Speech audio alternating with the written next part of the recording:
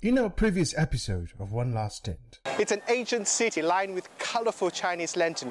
UNESCO awarded it the World Heritage Site. There is only one place like this in entire Vietnam, and this is Hoi An City. I am having my virgin Kowlow experience right now. So yeah, I'm quite proud to be here. So yeah, Hainanese people are quite generous. It's a game of bingo. So you get this for 20,000 dong. I only got 1 out of 3 then. And now, the concluding episode in Hoi An City.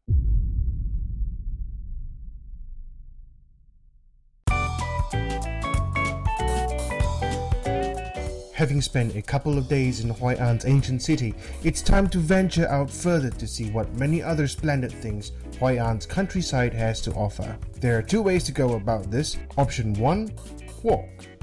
But Lyvonn and I prefer the option 2, rent a bike. That's right, we opted for renting a bike.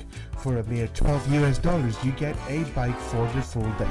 Gas not included though, but you can easily go about this via the roadside gas station. For a mere $7 you get a day's worth of gas. Now, riding a bike in Hoi An, it's not without its challenges though. Hoi An's countryside, especially the rice fields, can be a challenge for the uninitiated. The dirt road can be bumpy at most times, and to add to it, being flanked by muddy waters on either side of the road. This can quickly prove to be unnerving. However, Lyvonn and I are determined. If the locals can do it, so can we. After all, it's part of the local experience.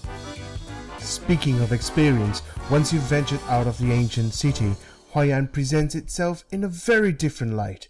Instead of the typical touristy atmosphere, you find yourself in a completely different environment.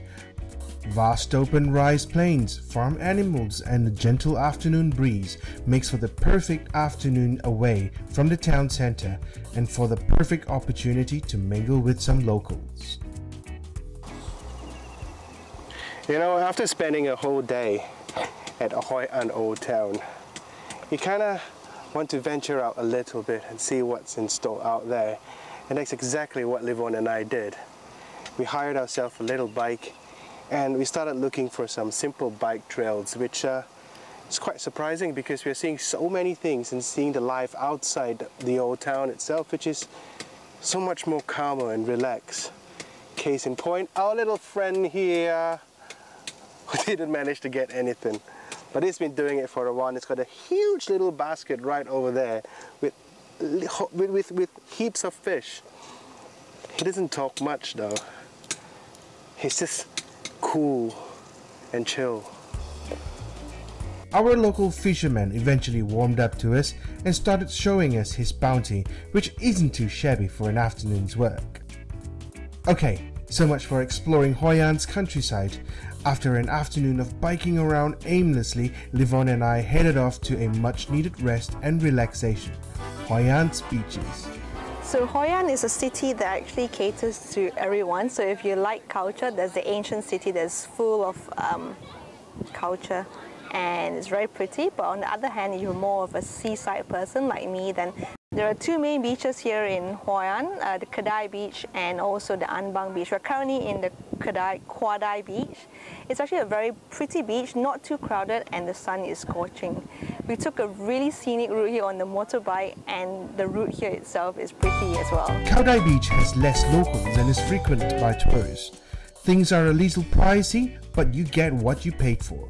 More privacy, exclusive use of your own beach hut. However, if you're up for some local experience, then An Bang Beach is the best place to be.